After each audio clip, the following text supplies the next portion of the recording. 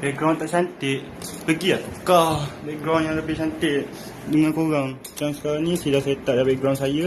Saya ada walaupun bersepah, kita susun lah macam ni. Keyboard tak boleh sebab ada, lepas tu yang dia tab tu ada mata air biar kat sini tu, dia wayar dia nampak tengah sikit. Phone kita suruh sikit. Lepas tu atas banyak sangat wayar, wayar management sikit. Dan dah lah, still nampak sabut sikit dengan wayar tu, tapi it's okay. Jadinya carilah background yang sesuai dengan korang.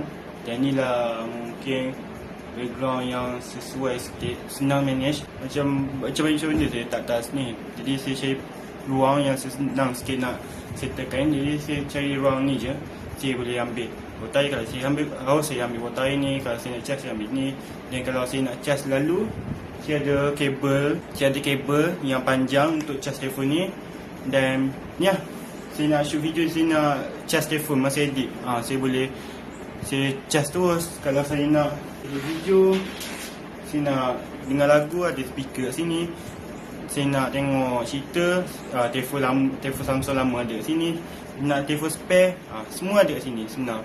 Kalau saya nak letak apa-apa ke yang sini, dah okey dah sikit. Okay tu, background saya pun is okay lagi, tak ada apa-apa benda yang menakutkan ke belakang tu. Dan kalau saya nak sekarang ni korang duduk tepi macam saya nak share pentah tu, tapi inilah setup baru saya untuk pertengahan season 2/3 dari season 1 ni. Okay, tu je.